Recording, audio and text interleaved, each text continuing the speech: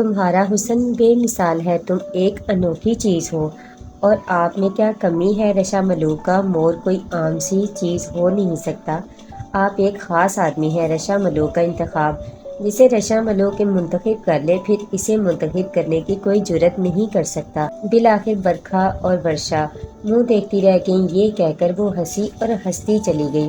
ساحل عمر ہنستے ہوئے بڑی محویت سے دیکھنے لگا۔ اس کی ہنسی کی آواز، اس کی ہنسی کا انداز اتنا دل فریب تھا کہ ساحل عمر نہیں چاہتا تھا کہ وہ اپنی ہنسی روکے، وہ چاہتا تھا کہ وہ ہنستی رہے اور وہ اسے مسلسل دیکھتا رہے۔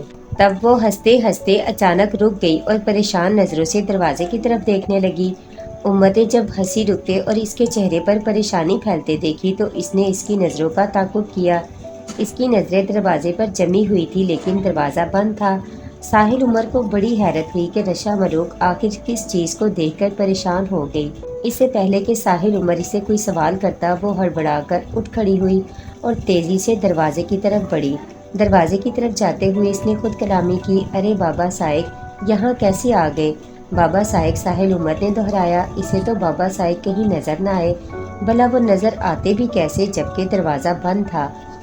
پھر رشا ملوک کو بند دروازے سے وہ کیسے نظر آ گئے؟ ابھی وہ یہ سوچ ہی رہا تھا کہ رشا ملوک نے آہستگی سے دروازہ کھولا اور بڑے احترام سے دروازے کے ایک طرف ہو گئی۔ اس کے ہونٹوں سے بے اختیار نکلا، بابا آپ۔ ساحل عمر دروازے پر نظریں جمائے ہوئے تھے۔ جب دروازہ کھلا تو اسے دروازے پر ایک اونچے قد کا سفید لباس میں شخص نظر آیا۔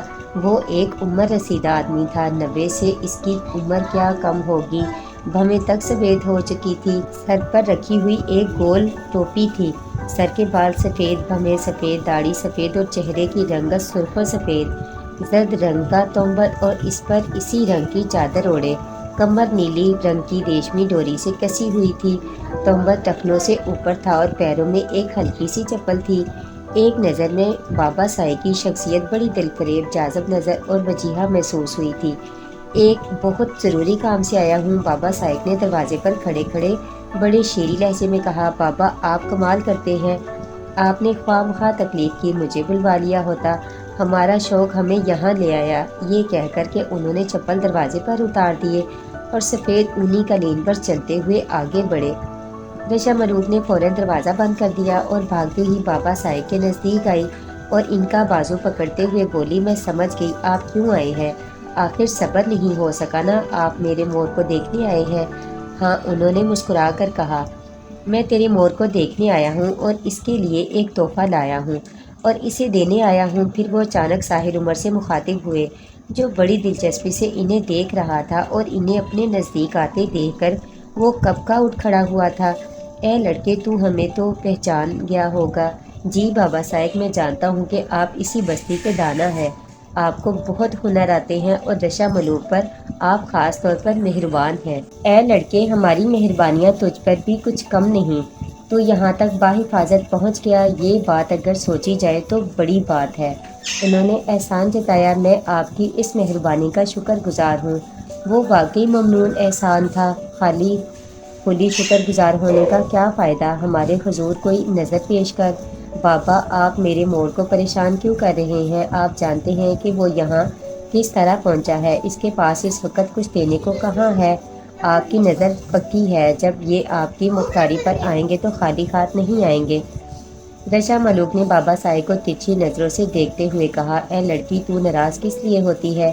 ہم مذاق کر رہے ہیں، ہم جانتے ہیں کہ جب یہ ہماری مختاری پر آئے گا تو خالی ہاتھ نہیں آئے گا، اس وقت تو ہم اس کے لیے کچھ لائے ہیں۔ یہ کہہ کر بابا صاحب نے اپنی چادر میں ہاتھ ڈالا اور جب ہاتھ باہر نکالا تو ان کے ہاتھ میں چاندی کے خول میں بنا ایک تعویذ تھا۔ یہ تعویذ کالی ڈوری میں بندھا ہوا تھا۔ بابا صاحب نے یہ تعویذ ساحل عمر کی طرف بڑھایا، یہ لو، اسے گلے میں ڈال لو۔ بابا یہ کیا ہے؟ رشا ملوک نے اس تعویذ کو حیرت زدہ ہو کر دیکھا اور اسے اپنے ہاتھ میں لے لیا۔ یہ تعویذ ہے، اس کی بستی سے آیا ہے، اسے حافظ موسیٰ نے بھیجا ہے۔ وہ اپنی بستی کا بڑا دانا شخص ہے، اس جیسا شخص آس پاس کوئی نہیں۔ یہ تعویذ اس کی حفاظت کرے گا۔ حافظ موسیٰ، ساحل عمر نے خود کرامی کی، یہ نام اس کے حافظے میں موجود تھا۔ ناصر مرزا ان بزرگ سے ملا تھا تو انہوں نے اس سے ملنے کی خواہش ظاہر کی تھی۔ नासिर मिर्जा ने इनके पास ले जाना चाहता था, लेकिन इस वक्त वो बरखा के फरेब में मुब्तला था। इसका जादू इसके सर चढ़कर बोल रहा था। वो इसी शहर के ज़ेरे असर घर से निकल आया था। इसी तरह हाफिज मूसा से इसकी मुलाकात होते होते रह गई थी। अब इन्हीं हाफिज मूसा ने इसके लिए तावीज़ भेजा था ताकि इसकी हिफाजत में रह सके। सवाल ये था कि ये तावीज़ उन्होंने इतनी दूर किसके हाथ भेजा था। यही सोचकर इसने बाबा साइक से सवाल करना चाहा। मोहतरम बुजुर्ग, ए लड़के, ज़रा ठहरना। मेरे साथ बड़े बड़े अलकाब लगाने की ज़रूरत नहीं। मैं पूरी बस्ती का बाबा साइक हूँ। तुम भी मुझे इसी नाम से पुकारो। अगर बहुत ज़्यादा ही एहतराम करना है तो चलो, नाम मत लो तो सिर्फ बाबा कह लो। हाँ तो मैं कौन हूँ? बाबा साइक साहिल उमर के मुंह से बेख्तियार निकला। इसके इस अंदाज पर दोनों ही हंस पड़े। ये हुई ना बात, अब कहो क्या कहते हो? बाबा, मैं ये पूछना चाह रहा था कि ये तावीज़ आप तक कैसे पहुँचा? हाफिज मूसा को ये कैसे मालूम हुआ कि मैं यहाँ हूँ आपकी बस्ती में? ए लड़के, बाबा ज़रा ठहरिए। मेरा नाम ए लड़के नहीं साहिल उमर है। आप मुझे मेरे नाम से पुकारे तो मुझे खुशी होगी। साहिल उमर ने मुस्कुराकर बड़े मुअद्दबाना अंदाज में कहा। तो रशा मलूक मुंह फेर कर मुस्कुराने लगी। अच्छा ठीक है, मैं आइंदा तुझे तेरे नाम से पुकारूंगा। इसमें कोई शुबा नहीं कि तेरा नाम बहुत अच्छा है। हाँ तो साहिल उमर, वो तेरी बस्ती का हाफिज मूसा बड़ा ज़बरदस्त दाना है। इसके बहुत से कारिंदे हैं। वो जिस जगह चाहे और जब चाहे कोई भी चीज़ मुंतकिल कर सकता है। अगर वो खुद सफ़र करना चाहे तो इसे यहाँ आने में चंद सातें दरकार हों। इसके रास्ते बहुत दूर तक हैं। तेरी कुछ समझ में आया कि मैंने क्या कहा? हाँ बाबा, मैं कुछ समझा और कुछ नहीं समझा, साहिल उमर ने जवाब दिया। तो जितना समझ गया इसे बहुत समझ। मैंने तो खैर इतना बता भी दिया। हाफिज मूसा तो इस मौजू पर एक लफ्ज़ न बोलता और वो ऐसा करके ठीक करता। ये दुनिया ही अलग है। मख्फी बातों को मख्फी ही रहना चाहिए। बाबा साइक ने इसकी आंखों में देखते हुए कहा। अब ये तावीज़ को गले में डाल लो। ये तावीज़ रशा मलूक के हाथ में था। इसने फौरन साहिल उमर की तरफ बढ़ा दिया। साहिल उमर ने वो तावीज़ अपने गले में डाल लिया। इस तावीज़ को गले में डालते ही इसे शिद्दत का पसीना आया। हालांकि इस वक्त वो जहाँ था वहाँ सख्त सर्दी थी। इसके बावजूद इसके कपड़े पसीने में तर हो गए। फिर इसके जिस्म पर लर्जा तारी हो गया। बाबा साइक इसकी बदलती हुई कैफियत को बागौर देख रहे थे। जब इसका जिस्म लरजने लगा तो उन्होंने अपने हाथ आगे बढ़ाए और बोले, साहिल उमर, मेरा हाथ पकड़ ले। साहिल उमर ने फौरन इनका हाथ थाम लिया। हाथ थामते ही जिस्म पर तारी होने वाली कपकपी फौरन ख़त्म हो गई। पसीना आने के बाद उसे यूं महसूस हुआ जैसे इसका जिस्म हल्का फुल्का हो गया हो, तबीयत का बोझलपन दूर हो गया हो, शहर का इस रात से निकल गया हो। अब ठीक है, कोई परेशानी तो नहीं? बाबा साइक अपना हाथ खींचते हुए बोला। नहीं बाबा, मैं बिल्कुल ठीक हूँ। इस तावीज़ को पहनकर बड़ा सुकून मिला है। साहिल उमर ने कहा। ए लड़की, अब मैं चलता हूँ तो अपनी मोर की खातिर मदारात कर। सूरज ढले तो इसे मेरी मुख्तारी पर ले आना। ज़रूरी ना होता तो मैं मशवरा देता कि इसे यहीं छुपा कर रख। बाबा, आप फिक्र न करें, मैं इन्हें सबकी नज़रों से बचाकर आपके पास ले आऊँगी। आप बेफिक्र होकर जाएं। रशा मलूक ने बड़े यकीन से कहा। ए लड़की, मैं जानता हूँ कि तू बड़ी शहीन है। देख ज़रा होशियारी से। बाबा साइक ने चलते चलते हदायत की। फिर साहिल उमर का एक कान छुआ और दरवाजे से बाहर निकल गया। ए लड़की, इन्होंने मेरा कान किस खुशी में पकड़ा? साहिल उमर बाबा साइक के जाने के बाद रशा मलूक से मुखातिब हुआ। कान पकड़ता है? रशा मलूक हंसकर बोली। अच्छा, अब बातें बहुत हो चुकी। मैं आपके खाने पीने का बंदोबस्त करती हूँ। आप कुछ खाने से पहले नहाने का इरादा तो नहीं रखते? ऐसी सर्दी में नहाऊंगा मैं? साहिल उमर नहाने के तसव्वुर से ही कांप उठा। आइए पहले हमाम मुलाहिजा फरमा लीजिए। हो सकता है इसे देखकर आप अपने इरादे में तब्दीली कर लें। ये कहकर रशा मलूक दरवाजे की तरफ बढ़ी। वो अभी इसके पीछे पीछे चला। दरवाज़ा खुला तो इसे सामने एक लंबी सी राहदारी नजर आई। बिल्कुल सामने एक और दरवाज़ा था। वो शायद बाहर जाने का रास्ता था। इस दरवाजे के बाएं जानब दो दरवाजे और नजर आ रहे थे। रशा मलूक ने एक दरवाजे की तरफ इशारा किया। ये हमाम और वो बैतुल खला है। आप नहाने धोने की तैयारी करें। मैं आधे घंटे तक आती हूँ। उम्मीद है आप इस वक्त तक तरोताज़ा हो जाएंगे। रशा मलूक ने राहदारी के आखिर में बना दरवाज़ा खोला और बाहर चली गई। साहिल उमर को दरवाज़ा खुलने के बाद अंधेरे के सिवा कुछ नजर न आया। इसके जाने के बाद जब दरवाज़ा बंद हो गया तो इस दरवाजे की तरफ बढ़ा। इसने इस दरवाजे को खोलने की कोशिश की लेकिन वो दरवाज़ा ना खुला। شاید رشا ملوک جاتے ہوئے دروازہ باہر سے بند کر گئی تھی۔ وہ واپس لوٹ آیا۔ اب اس نے وہ دروازہ کھولا جسے رشا ملوک نے حمام کہا تھا۔ دروازہ کھلتے ہی اندر سے مسحور کن خوشبو کا جھونکا آیا۔ وہ گہرا سانس لیتا ہوا حمام میں داخل ہو گیا۔ یہ ایک وسیع و عریض حمام تھا۔ اس کے ذہن میں واش روم کا جو تصور تھا اس سے بالکل مختلف۔ درمیان میں ایک سفید پتھروں کا بنا حوض تھا۔ اس کے اندر جو پانی تھا وہ متفرق تھا۔ یہ بہتا ہوا پانی تھا۔ ایک طرف سے پانی اندر داخل ہو رہا تھا تو دوسری طرف سے باہر نکل رہا تھا۔ حمام کی دیواریں سرخ پتھروں کی تھی۔ چھت وہی گنبد نما اور اطراف سے کھلی ہوئی۔ حمام گول تھا جبکہ حوض مستطیل تھا۔ حمام میں خوشگوار گرمی تھی اور یہ گرمی دیواروں کی وجہ سے تھی۔ حمام کی دیواریں گرم تھیں۔ پھر اس نے حوض کے پانی کو چھو کر دیکھا۔ وہ پانی مناسب حد تک گرم تھا۔ حمام میں داخل ہو کر اسے احساس ہی نہ ہوا کہ باہر اس قدر سردی ہے۔ حمام کے ایک طرف بڑا آئینہ فریم شدہ لکڑی کے سٹینڈ میں لگا ہوا تھا۔ اس فریم کو آگے پیچھے اپنی مرضی کے مطابق کیا جا سکتا تھا۔ اس کے ساتھ ہی ایک سٹینڈ اور تھا جس پر بڑے سائز کا نرم ملائم تولیہ پڑا ہوا تھا۔ لکڑی کے ایک خانے میں چند جوڑے کپڑے موجود تھے۔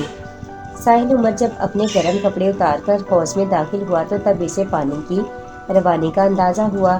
یہ حوض کسی بہتے چشمے کی طرح تھا۔ حوض کی گہرائی کہیں کم اور کہیں زیادہ تھی۔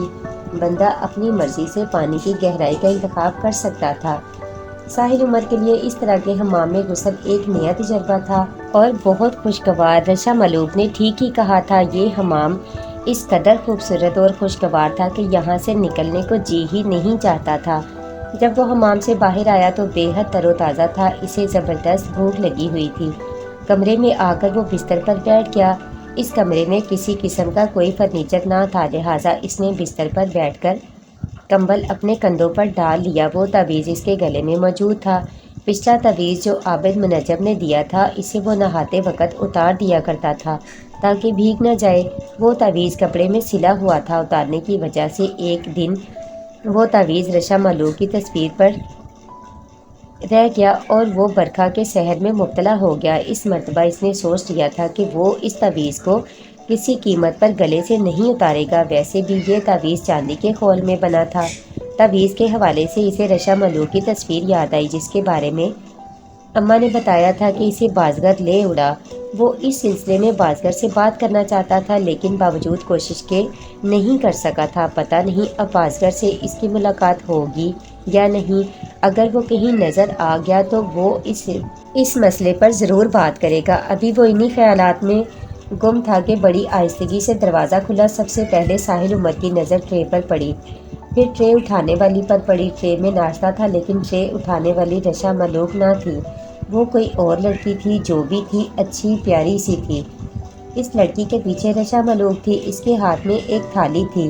وہ دونوں ہنستی مسکراتی اندر آئیں۔ اس لڑکی نے بیضوی ٹرے اس کے سامنے رکھی اور پھر پیچھے ہٹ کر کھڑی ہو گئی۔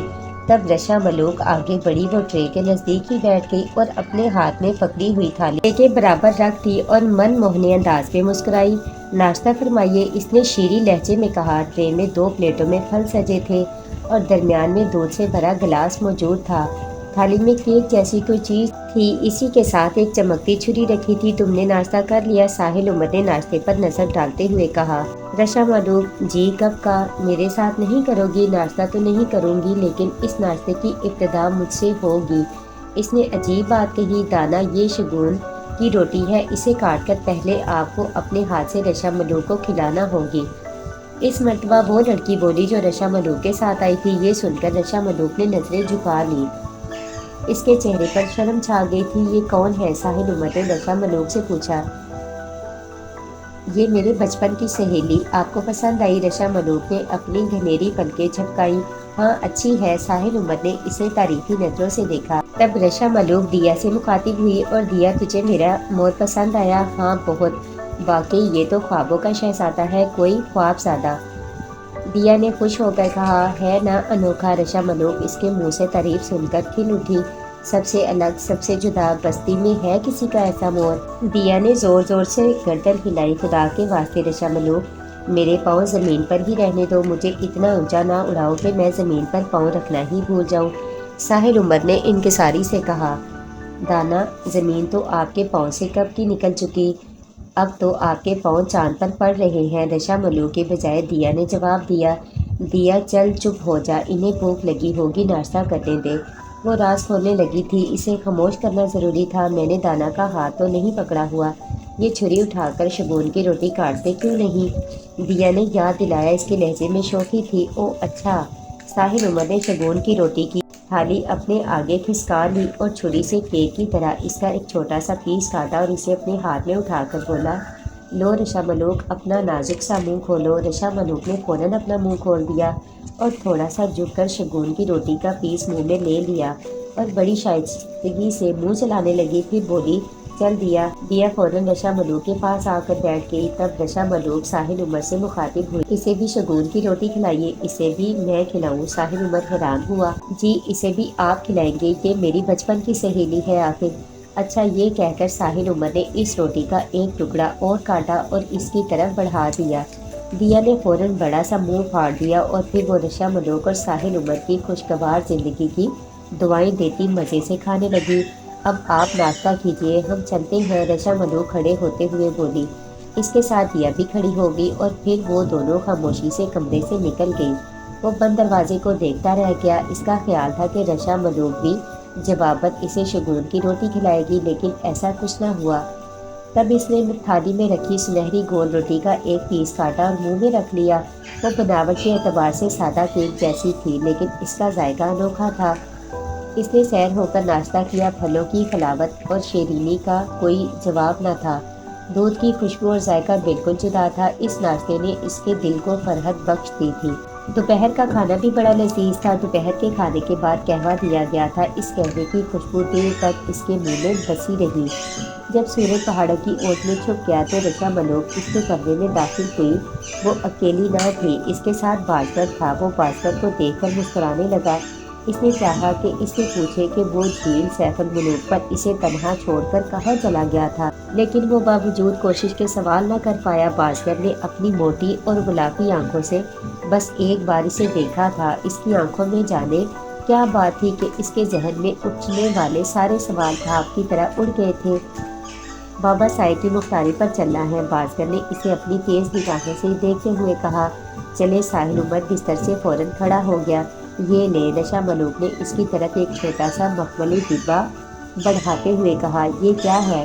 یہ بابا سائے کی نظر ہے، رشا ملوک بولی۔ آپ بازگر کے ساتھ چلیں، یہ آپ کو بہت احتیاط سے بابا کی مختاری پہنچا دے گا۔ میں آپ کے ساتھ نہیں جا سکتی، میں آپ کو وہیں ملوں گی۔ آئیے ساحل صاحب۔ بازگر نے اسے باہر نکلنے کا اشارہ کیا۔ ساحل عمر جب دروازے سے باہر نکلا تو اسے سیڑھیوں کے سامنے ایک گاڑی نظر آئی۔ وہ 6-7 سیڑھیاں اتر کر اس کے نزدیک پہنچا۔ یہ ایک بیل گاڑی جیسی چیز تھی، لیکن اس میں بیل کی بجائے سفید گھوڑا جتا ہوا تھا۔ ساحل عمر کو بازگر نے گاڑی پر چڑھنے میں مدد کی، پھر وہ خود گاڑی باندھ کی جگہ بیٹھ گیا اور اس نے اگلے پچھلے دونوں پردے گرا دیے۔ ساحل عمر کسی پردے والی خاتون کی طرح گاڑی میں بند ہو گیا۔ چند لمحوں بعد بازگر نے پردے کے باہر ہی سے پوچھا، چلو جناب؟ ہاں چلو، گاڑی کے اندر سے جواب دیا۔ تب بازگر نے منہ سے ایک عجیب سی آواز نکالی۔ ساحل عمر کو ایک دم جھٹکا لگا۔ اس نے گاڑی کو مضبوطی سے تھام لیا۔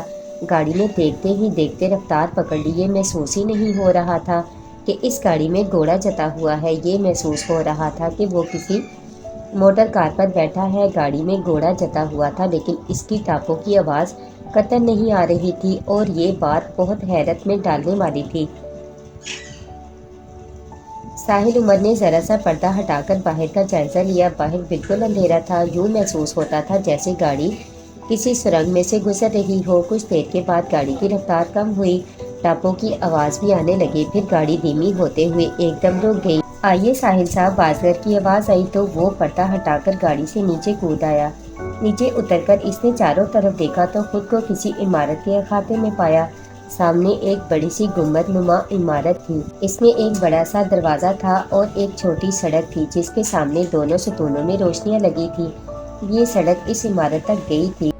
بازگر اور وہ دونوں ساتھ ساتھ چلتے ہوئے اس گنبد نما عمارت کے بڑے سے گیٹ میں داخل ہو گئے جو کھلا ہوا تھا۔ گیٹ میں داخل ہوتے ہی ساحل عمر کی نظر رشا ملوک پر پڑی، وہ سامنے ہی کھڑی تھی۔ انہیں دیکھ کر وہ آگے بڑھی۔ آپ آ گئے؟ رشا ملوک قریب آ کر بولی۔ جی، ساحل عمر بولا۔ وہ حیران تھا کہ رشا ملوک اس سے پہلے کس طرح مختاری پہنچ گئی، اندر میری ضرورت تو نہیں؟ بازگر رشا ملوک سے مخاطب تھا۔ نہیں، تم باہر کٹاری میں بیٹھو، رشا ملوک نے جواب دیا۔ اگر تمہاری کوئی ضرورت ہوئی تو تمہیں اشارہ مل جائے گا۔ ٹھیک ہے، بازگر نے مؤدبانہ انداز میں کہا، اور پھر وہ واپس چلا گیا۔ آئیے، رشا ملوک نے اپنی بڑی بڑی چمکتی آنکھوں سے اسے دیکھا۔ ساحل عمر خاموشی سے اس کے ساتھ ہو لیا۔ رشا ملوک مختلف راہداریوں سے گزرتی ہوئی بالآخر ایک دروازے پر ٹھہر گئی۔ دروازے پر لوہے کا ایک موٹا کڑا لگا ہوا تھا۔ اس نے 4 مرتبہ اس کڑے کو دروازے پر مارا اور پھر ساحل عمر کے ساتھ کھڑی ہو گئی۔ چند لمحوں بعد اس دروازے کے دونوں پٹ ایک ساتھ کھلے۔ دروازہ کھولنے والا نظر نہ آیا، شاید دروازہ کھولنے والے کواڑوں کے پیچھے چلے گئے تھے۔ دروازہ کھلتے ہی سامنے بابا سائق نظر آئے۔ وہ ایک اونچی کرسی پر بیٹھے تھے۔ یہ ایک کرسی تھی، اس پر قیمتی پتھر جڑے ہوئے تھے۔ یہ کرسی 2 فٹ اونچے چبوترے پر رکھی ہوئی تھی۔ چبوترے پر ایک خوبصورت قالین بچھا ہوا تھا اور اس چبوترے پر کرسی کے ساتھ لگا تہکال بیٹھا ہوا تھا۔ بابا سائق کا ایک ہاتھ اس کے سر پر تھا اور وہ بار بار اپنی زبان باہر نکال کر اپنے منہ پر پھیر رہا تھا۔ بابا سائق کی پشت پر ایک بڑا آتش دان تھا جس میں آگ روشن تھی۔ بابا سائق ان دونوں کو آتا دیکھ کر مسکرائے۔ رشا ملوک کرسی کے ایک طرف بابا سائق کے قدموں میں بیٹھ گئی۔ بابا سائق نے اپنا دوسرا ہاتھ رشا ملوک کے سر پر رکھ دیا۔ اب ساحل عمر آگے بڑھا۔ اس کے ہاتھ میں مخملی ڈبہ تھا۔ وہ ڈبہ اس کے چبوترے کے قریب ہو کر بابا سائق کی طرف بڑھایا۔ ساحل عمر، اس ڈبے کو کھول، بابا سائق نے بہت دھیمے لہجے میں کہا۔ یہ ایک ایسا ڈبہ تھا جس میں عام طور پر زیورات رکھے جاتے ہیں۔ ساحل عمر نے اس کا ڈھکن اٹھایا تو اس کی آنکھیں خیرہ ہو گئیں۔ ڈبہ کے درمیان میں ایک بڑا سا ہیرا رکھا تھا۔ اس ہیرے سے شعاعیں پھوٹ رہی تھی۔ ساحل عمر نے ہیرا دیکھ کر ڈبے کا رخ بابا سائق کی طرف کر دیا۔ بابا سائق نے ڈبے کی طرف ایک نظر کی اور پھر شیریں لہجے میں بولے، نظر نکال کر میرے ہاتھ میں رکھ۔ ساحل عمر نے وہ ہیرا ڈبے سے نکال کر بابا سائق کے پھیلے ہاتھ پر رکھ دیا اور خالی ڈبہ بند کر کے ان کے قدموں میں ڈالنے لگا تو رشا ملوک نے اس ڈبے کو تھام لیا۔ بابا سائق نے اپنے ہاتھ پر رکھے ہیرے کو بغور دیکھنا شروع کیا۔ کچھ ہی دیر میں ان کے ہاتھ پر رکھا ہیرا پگھل گیا، پانی ہو گیا۔ بابا سائق نے دوسرے ہاتھ کی ایک انگلی اس پانی میں بھگوئی اور رشا ملوک سے مخاطب ہو کر بولے، رشا ملوک سامنے آ۔ رشا ملوک ان کے گھٹنے سے لگی بیٹھی تھی۔ فوراً اس نے رخ بدل لیا۔ اب اس کا چہرہ بابا سائق کے سامنے تھا۔ انہوں نے اپنی بھیگی ہوئی انگلی اس کے مانگ میں پھیری۔ انہوں نے کئی مرتبہ ایسا کیا، یہاں تک کہ رشا ملوک کی مانگ کے بال اچھی طرح اس ہیرے کی پانی میں بھیگ گئے۔ پھر انہوں نے ساحل کو آگے آنے کو کہا۔ رشا ملوک پھر ان کے گھٹنے سے لگ کر بیٹھ گئی۔ اپنا سینہ کھول، بابا سائق ساحل عمر سے مخاطب ہوئے۔ ساحل عمر نے اپنے دونوں ہاتھوں سے سینے کے سامنے سے لباس ہٹا دیا۔ گورے بدن پر گھنے سیاہ بال سامنے آ گئے۔ پھر بابا سائق نے اپنی ہتھیلی کا بقیہ پانی اپنی انگلی سے سینے کے بالوں پر لگا دیا۔ یہ پانی انہوں نے چھوٹے سے دائرے کی صورت میں لگایا۔ پانی لگاتے ہوئے زیر لب کچھ پڑھتے جا رہے تھے۔ پھر یہ عمل ختم ہوا۔ ان کے ہاتھ پر اب بھی تھوڑا سا پانی لگا ہوا تھا۔ ان کی ہتھیلی گیلی تھی۔ تب انہوں نے اپنا ہاتھ تہکال کے سامنے کر دیا۔ تہکال نے فوراً اپنی لمبی زبان نکال کر گیلی ہتھیلی کو چاٹ لیا۔ تہکال نے ان کی ہتھیلی مزید گیلی کر دی۔ تب انہوں نے اپنا ہاتھ تہکال کے بالوں سے صاف کیا۔ تہکال دوبارہ ان کے قدموں میں بیٹھ چکا تھا۔ وہ پیار سے اس کے سر پر ہاتھ پھیرنے لگے۔ اس کے بعد وہ کرسی سے کھڑے ہو گئے۔ رشا ملوک بھی فوراً ان کے قدموں سے اٹھ گئی۔ بابا سائق ایک قدم آگے بڑھے، پھر انہوں نے رشا ملوک کو اشارہ کیا۔ وہ ساحل عمر کے برابر کھڑی ہو گئی۔ بابا سائق نے اپنے ہاتھ آگے پھیلائے۔ رشا ملوک نے اپنا بایاں ہاتھ ان کے ہاتھ پر رکھ دیا۔ ساحل عمر نے اس کی دیکھا دیکھی اپنا دایاں ہاتھ بڑھایا اور ان کے دائیں ہاتھ پر رکھ دیا۔ اتنے میں تہکال، جو بڑے اطمینان سے اپنی ٹانگیں پھیلائے بیٹھا تھا، ایک دم اٹھا اور پھر پلٹ کر واپس چلا۔ اس نے چبوترے سے چھلانگ لگائی۔ ساحل عمر نے اسے ذرا سا جھک کر دیکھا۔ اس کا خیال تھا کہ وہ آتش دان کی دیوار سے ٹکرا کر پیچھے گر گا، لیکن ایسا نہ ہوا۔ وہ بھڑکتی آگ اور پتھر کی دیوار دونوں سے گزر کر ایک ساتھ میں غائب ہو گیا۔ تہکال واقعی کوئی انوکھی شے تھا۔ بابا سائق کے ہاتھ پر دونوں کے ہاتھ رکھے تھے اور انہوں نے آنکھیں بند کر کے کچھ پڑھنا شروع کر دیا تھا۔ ساحل عمر ان کے ہونٹوں کو کھلتا ہوا بغور دیکھ رہا تھا۔ کچھ دیر پڑھنے کے بعد انہوں نے اچانک آنکھیں کھولی اور دھیرے سے بولے، میرے ہاتھ پر جو آیا ہے اسے اٹھا کر مٹھیاں بند کر لو۔ ساحل عمر اور رشا ملوک نے ایسا ہی کیا۔ بابا سائق تب پیچھے ہٹے اور پھر سے کرسی پر براجمان ہو گئے اور بولے، چلو دونوں مٹھیاں کھولو۔ دونوں نے اپنی اپنی مٹھیاں کھولی تو دونوں کی ہتھیلی پر ایک چھوٹا سا سرخ رنگ کا بیضوی پتھر نظر آیا۔ رشا ملوک کے چہرے پر ایک دم مسرت کی لہر دوڑ گئی۔ اے رشا تجھے مبارک ہو، اے ساحل تجھے مبارک ہو، وقت نے اپنا فیصلہ دے دیا، تم دونوں یک رنگ ہو گئے۔ بابا صاحب کی لہجے میں خوشی تھی۔ بابا صاحب یہ سب آپ کی دعاؤں کا اثر ہے، رشا ملوک ممنون انداز میں بولی۔ بابا آپ کے مشکور ہیں ہم، ساحل عمر نے احسان مندی سے کہا۔ ساحل اس پتھر کو چاندی کی انگوٹھی میں جڑوا لینا، اور رشا تجھے یہ پتھر گلے میں ڈالنا ہوگا، بابا نے ہدایت کی۔ ٹھیک ہے بابا۔ دونوں نے بیک وقت اقرار کیا، جب تک وقت تم دونوں کے ساتھ رہے گا ان پتھروں کا رنگ نہ بدلے گا، اور جب وقت بدلے گا تو وقت کے ساتھ ہی پتھروں کا رنگ بھی تبدیل ہو جائے گا، یہ لال سے کالے ہو جائیں گے۔ بابا صاحب نے انکشاف کیا۔ بابا آپ ہمارے لیے دعا کریں گے، وقت کبھی نہ بدلے، رشا ملوک نے فکر مندی سے کہا۔ میری دعا تم دونوں کے ساتھ ہے۔ اچھا رشا اب رخصت، تجھے تیرا مور مبارک ہو۔ بابا صاحب یہ کہہ کر کھڑے ہو گئے اور اس وقت تک کھڑے رہے جب تک وہ دونوں کمرے سے باہر نہ نکل گئے۔ رشا ملوک نے پلٹ کر دروازہ بند کیا اور مسکرا کر ساحل عمر کی طرف دیکھا۔ اس شرمیلی مسکراہٹ میں جانے کتنے دلوں کی جان تھی، کتنے موسموں کی بہار تھی، کتنے پھولوں کی خوشبو تھی، کتنی تتلیوں کے رنگ تھے، غرض اس ایک مسکراہٹ میں جانے کتنی عشقیہ داستانیں تھیں۔ ساحل بھی جواباً مسکرایا اور اس کی طرف بڑی محبت سے ہاتھ بڑھایا، اور اس کا ہاتھ اپنے ہاتھ میں لینا چاہتا تھا، اسے چھونا چاہتا تھا۔ رشا ملوک ایک دم گھبرا کر پیچھے ہٹ گئی۔ نہیں، کیا ہوا؟ ساحل عمر اس کی طرف گھبرا کر پیچھے ہٹتے دیکھ کر خود بھی پریشان ہو گیا۔ آپ پتھر کے ہو جائیں گے، رشا ملوک نے بڑی سنجیدگی سے کہا۔ مذاق کرتی ہو؟ وہ ہنسا۔ نہیں، سچ کہتی ہوں، میں بالکل سنجیدہ ہوں، اور یہ بات انتہائی توجہ طلب ہے۔ رشا ملوک خوفزدہ تھی۔ چلو میں نہیں چھوؤں گا، لیکن آخر کب تک؟ اس وقت تک جب تک میں خود آپ کو ہاتھ سے نہ پکڑوں۔ رشا ملوک نے اپنی بڑی بڑی آنکھوں سے دیکھا۔ جشن کی رات میں خود آپ کا ہاتھ پکڑ کر لگن زار میں داخل ہوں گی، پھر اس کے بعد میرا ہاتھ پکڑ کر جہاں چاہے لے جائیے گا۔ اچھا ہوا تم نے بتا دیا، ورنہ جانے کیا سے کیا ہو جاتا۔ پھر رشا ملوک اس عمارت کے گیٹ تک اس کے ساتھ آئی۔ گیٹ پر بازگر موجود تھا۔ اس نے ساحل عمر کو بازگر کے حوالے کیا اور خود واپس پلٹ گئی۔ بازگر اور ساحل عمر اس گھوڑا گاڑی کی طرف بڑھے جس کا نام کٹاری تھا۔ راستے میں بازگر نے پوچھا، نظر ہو گئی؟ ہاں ہو گئی، ساحل عمر نے بتایا۔ مٹھی میں کیا نکلا؟ اس نے بڑی دلچسپی سے پوچھا۔ لال پتھر، ساحل عمر نے مختصر جواب دیا۔ دونوں پتھروں کا رنگ ایک ہی تھا؟ پھر سوال ہوا۔ ہاں ایک ہی تھا، جواب دیا گیا۔ آپ خوش قسمت ہیں، آپ کو مبارک ہو، بازگر نے خوش ہو کر کہا۔ بازگر ایک بات بتائیے، کیا مختلف رنگوں کے پتھر بھی نکلتے ہیں؟ ساحل عمر نے اپنی معلومات میں اضافہ چاہا۔ جی کبھی ایسا بھی ہو جاتا ہے، آپ کو وقت نے بچا لیا، بازگر نے کہا، ورنہ کیا ہوتا؟ وہ پریشان ہوا۔ آپ کے لیے برف میں قبر کھودی جاتی اور اس میں زندہ دفن کر دیا جاتا، بازگر نے انکشاف کیا۔ اور رشا ملوک پر کیا گزرتی؟ اس نے تشویش بھرے لہجے میں پوچھا۔ اسے بستی سے نکال دیا جاتا، بازگر نے بتایا۔ اس طرح تو وہ خود بخود آؤر کے قبضے میں چلی جاتی۔ وہ آؤر کے قبضے میں جاتی یا کوئی اور اس پر قبضہ کرتا، بستی والوں کو اس کی فکر نہ تھی۔ بڑے ظالم ہو تم لوگ، ساحل عمر نے اسے گھور کر دیکھا۔ نہیں جناب، ہم ظالم نہیں، وقت کے فیصلے کے پابند ہیں، وقت سے کون لڑ سکتا ہے؟ باتیں کرتے ہوئے وہ کٹاری کے نزدیک آ پہنچے۔ بازگر نے ساحل کو گھوڑا گاڑی میں بیٹھنے کا اشارہ کیا۔ وہ فوراً پہیے پر پاؤں رکھ کر گاڑی میں بیٹھ گیا۔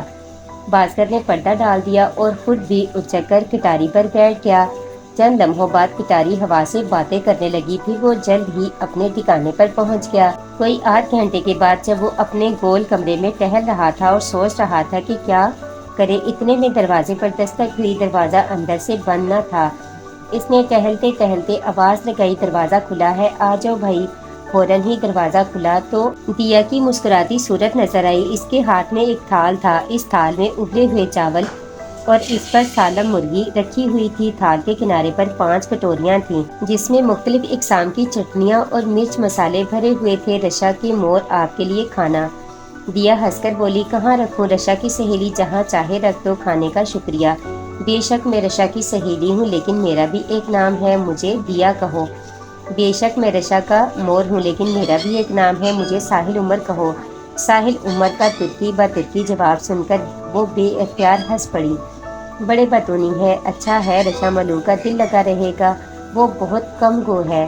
دیا نے وہ تھال ساحل عمر کے بستر پر ہی رکھ دیا۔ ساحل عمر نے ایک نظر تھال پر ڈالی۔ یہ عجیب و غریب ڈش تھی، اسے بڑی شدید بھوک لگی تھی۔ وہ ہاتھ دھو کر کھانا کھانے بیٹھا تو اندازہ ہوا کہ وہ ابلے ہوئے چاول انتہائی خوشبودار اور لذیذ تھے۔ مرغی اتنی خستہ کہ ہاتھ کے اشارے سے ٹوٹ رہی تھی۔ اس پر مرچ، مسالے اور چٹنیاں اس نے خوب مزے لے کر اور خوب سیر ہو کر کھانا کھایا۔ وہ پوری مرغی اور آدھے سے زیادہ چاول کھا گیا۔ وہ جب سے یہاں آیا تھا اس کی بھوک خوب کھل گئی تھی، لیکن اسے یہ اندازہ نہ تھا کہ اس کی بھوک اتنی کھل گئی ہے کہ وہ پوری مرغی بآسانی چٹ کر جائے گا اور ڈکار بھی نہیں لے گا۔ دیا اسے بڑی دلچسپی سے کھانا کھاتے دیکھتی رہی۔ ایک چھوٹی بوتل جو شیشے کی تھی، اس میں پانی تھا۔ اس نے پانی پیا۔ یہ پانی خود ذائقہ اور خوشبودار تھا۔ اب آپ یقیناً قہوہ پینا چاہیں گے؟ دیا نے تھال اٹھاتے ہوئے کہا۔ یقیناً، ساحل عمر نے بڑے زور سے گردن ہلائی۔ پھر میرے پیچھے پیچھے آ جائیے، دیا یہ کہہ کر دروازے کی طرف بڑھی۔ جب ساحل عمر اس کے پیچھے پیچھے دروازے سے باہر نکلا تو چاندنی چٹکی ہوئی تھی۔ سردی بھی ٹھیک ٹھاک تھی۔ اس نے اپنے سر پر جمی بالوں والی ٹوپی کو مزید جمایا، کوٹ کا کالر ٹھیک کیا اور اپنے ہاتھ جیبوں میں ڈال لیے۔ تھوڑا آگے جانے پر ایک لڑکی کھڑی دکھائی دی۔ اس نے دیا سے وہ تھال لے لیا اور ایک طرف چلی گئی۔ ساحل عمر اس کے پیچھے پیچھے چلتا رہا۔ پھر ایک چھوٹا سا مینار نظر آیا۔ وہ اس کا دروازہ کھول کر داخل ہو گئی۔ ساحل عمر کا خیال تھا کہ مینار میں اوپر جانے کا زینہ ہوگا، لیکن ایسا نہ تھا۔ اس میں سیڑھیاں نیچے جا رہی تھی۔ یہ ایک کشادہ زینہ تھا۔ زینہ کے بعد ایک چوڑا راستہ دکھائی دیا۔ اس راستے میں اچھی خاصی روشنی تھی۔ کچھ دور چلنے کے بعد یہ راستہ آگے بند ہو گیا۔ سامنے ایک بڑا سا لکڑی کا چمکدار محرابی دروازہ تھا۔ اس نے دروازے کو آہستہ سے دھکا دیا۔ دروازہ کھلتا چلا گیا۔ آئیے، دیا نے اس سے مڑ کر کہا۔ جب ساحل عمر اندر آ گیا تو دیا نے دروازہ بند کر دیا۔ ساحل عمر نے اس حال نما کمرے کا ایک دائرانہ نظر ڈالی۔ پھر ایک مقام پر اس کی نظریں ٹھہر گئیں۔ وہ حیران ہو کر دیکھنے لگا۔ اس کے بالکل سامنے رشا ملو کی تصویر لگی ہوئی تھی۔ حیرانی کی بات یہ تھی کہ یہ پینٹنگ اس کی بنائی ہوئی تھی۔ یہ وہ تصویر تھی جسے بازگر اس کے گھر سے سب کی نظروں سے دھول جھونک کر اٹھا لایا تھا۔ یہ کمرہ ساحل عمر کے کمرے جیسا تھا، فرق یہ تھا کہ اس سے 4 گنا بڑا تھا۔ وہی طرز تعمیر، پتھر کی دیواریں، گنبد نما چھت جو اطراف سے کھلی ہوئی تھی۔ کھڑکی کوئی نہ تھی، البتہ دروازے 3 تھے۔ دیوار سے دیوار تک قالین دیوار کے ساتھ رکھی ہوئی 7 انچی کرسیاں، ان کے سامنے ایک بیضوی میز، اس طرح 2 فٹ اونچا بستر، سرہانے کی طرف سے گول اور آگے سے مستطیل۔ اس پر آسمانی رنگ کی چادر، گہرے نیلے گھاؤ تکیے موجود تھے۔ دروازوں پر پردے نہ تھے، لیکن دروازے اتنے چمکیلے تھے لگتا تھا آج ہی پالش کی گئی ہو۔ آپ تشریف رکھیے، چاہے کرسی پر چاہے بستر پر، میں چلتی ہوں۔ رشا ملوک آ کر آپ کو قہوہ پلائے گی، وقت آپ کی نگہبانی کرے۔ یہ کہہ کر وہ جس دروازے سے آئی تھی اسی دروازے سے باہر نکل گئی۔ اس کے جانے کے بعد وہ اپنی بنائی ہوئی تصویر کے سامنے کھڑا ہو گیا۔ رشا ملوک کی تصویر کو غور سے دیکھنے لگا۔ یہ وہ تصویر تھی جس نے ایک فسانے کو جنم دیا تھا۔ اسے نہیں معلوم تھا جس مثالی لڑکی کے وہ خواب دیکھ رہا ہے وہ واقعی کہیں موجود ہوگی۔ آئیڈیل کے بارے میں تو یہ کہا جاتا ہے کہ وہ کبھی نہیں ملتے، اگر وہ مل جائیں تو پھر آئیڈیل نہیں رہتا، لیکن اس کے خوابوں میں بسنے والی تو حقیقت کا روپ دھار گئی تھی۔ وہ مجسم ہو کر اس کے سامنے آ گئی تھی۔ وہ اس قدر پیاری تھی کہ اس پر دیوان لکھے جا سکتے تھے۔ وہ شاعر نہیں تھا، مصور تھا، اس لیے اس نے اسے رنگوں میں ڈھال دیا تھا، لیکن یہ رنگ تو کچھ بھی نہ تھے جو رنگ اصل میں تھے۔ اوپر والے نے جو اسے روپ دیا تھا اس کی نقل تو ممکن ہی نہ تھی۔ رشا ملوک کی تصویر کو وہ بڑی محفیت سے دیکھ رہا تھا کہ کسی نے بڑی آہستگی اور شائستگی سے کہا، کیا دیکھتے ہیں؟ وہ اس مانوس آواز پر پلٹا تو اس نے رشا ملوک کو اپنی پشت پر پایا۔ پھر وہ اسے گہری نظروں سے دیکھتے ہوئے بولا، تمہیں دیکھتا ہوں اور کسے دیکھوں گا؟ آئیے ادھر میز پر آ جائیے، آپ کے لیے قہوہ لائی ہوں۔ رشا ملوک نے میز کی طرف اشارہ کیا۔ ساحل عمر خاموشی سے میز کی طرف چل دیا اور ایک کرسی پر بیٹھ گیا۔ پھر بولا، رشا ملوک، یہ تصویر تمہارے پاس کیسے آئی؟ میری تصویر تھی، میں نے اپنے بندے سے اسے منگوا لی۔ رشا ملوک نے بڑے خفیہ انداز میں اور بے نیازی سے کہا، منگوا لی یا چروا لی؟ منگوانے اور چرانے میں بڑا فرق ہے۔ ہوگا، وہ شرارت سے ہنسی، ہم تو ہیں ہی صدا کے چور، دیکھے نا، یہ تصویر ہی کیا، ہم نے تو آپ کو بھی منگوا لیا، ہمارا مطلب ہے چرا لیا۔ یہ چوری تمہاری عادت ہے یا پیشہ؟ ساحل عمر نے قہوہ پیتے ہوئے کہا، جو آپ سمجھ لیں، ہم تو بس اتنا جانتے ہیں کہ ہم آپ کے دیوانے ہیں اور محبت آدمی سے بہت کچھ کروا لیتی ہے۔ رشا ملوک نے اپنی آنکھیں جھکا کر کہا۔ اس کے ہونٹوں پر شرمیلی مسکراہٹ کھیلنے لگی تھی۔ رشا ملوک، یہ تمہارا کمرہ ہے؟ ساحل عمر نے پوچھا۔ ہاں۔ رشا ملوک، کیا یہ تمہارا گھر ہے؟ ہاں۔ کیا تم اکیلی رہتی ہو؟ تمہارا کوئی نہیں؟ میرا مطلب ہے تمہارے ماں باپ۔ ماں ہے، والد ہیں۔ والد کا نام سمار ملوک ہے۔ آپ انہیں اس بستی کے سردار سمجھ لیں۔ وہ سچے خواب دیکھتے ہیں، ان خوابوں کی بنیاد پر وہ پیشن گوئی کرتے ہیں۔ وہ آج تک سینکڑوں پیشن گوئیاں کر چکے ہیں جو سب کی سب سچ ثابت ہوئی ہے۔ رشا ملوک نے بتایا۔ کیا ان سے میری ملاقات نہیں ہو سکتی؟ ہاں، کیوں نہیں؟ یہاں آپ کو بلایا ہی اس لیے گیا ہے، رشا ملوک نے انکشاف کیا۔